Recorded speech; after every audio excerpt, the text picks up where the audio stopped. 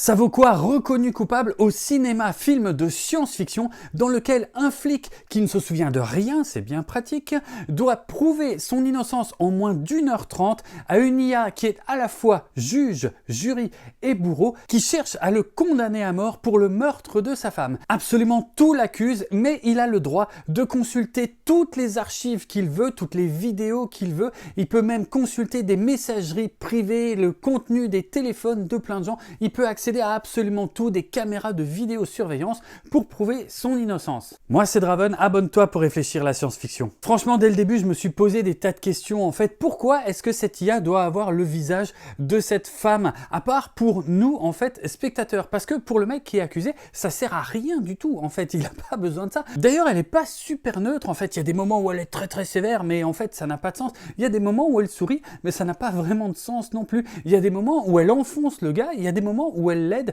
enfin tout ça n'a pas vraiment de sens si ce n'est aider un petit peu le scénario. D'ailleurs lui l'accusé il est dans une pièce gigantesque, ce qui n'a aucun sens parce qu'il ne peut pas bouger, il est sur une chaise totalement immobile. Pourquoi une pièce aussi grande? Donc en fait dès le départ je me pose des tas de questions. Elle lui explique tout le fonctionnement de ses jugements par IA, ce qui n'a pas de sens non plus parce qu'on apprend très vite que lui c'est le flic qui est le plus grand défenseur de ses jugements par IA, donc il les connaît super bien. Donc en fait c'est quoi ça? C'est de la mauvaise écriture, de la très mauvaise écriture parce qu'en fait toutes les infos sont destinées aux spectateurs mais n'ont pas de sens pour les personnages à l'écran. Et des scènes comme ça, il y en a des tas en fait. Parfois on nous montre des images que les personnages savent déjà mais que nous on ne sait pas encore, mais du coup c'est écrit absolument n'importe comment. Alors cette écriture, est-ce que c'est comme ça pendant tout le film? Oui, c'est débile pendant tout le film, c'est bourré de raccourcis et de facilité. Au niveau des questions que ça pose, est-ce que c'est intéressant? Est-ce que ça questionne le fait qu'il n'y ait jamais d'avocat dans ces procès? Non. Est-ce que ça questionne le fait qu'une IA ne devrait pas rendre des jugements à la place d'un humain?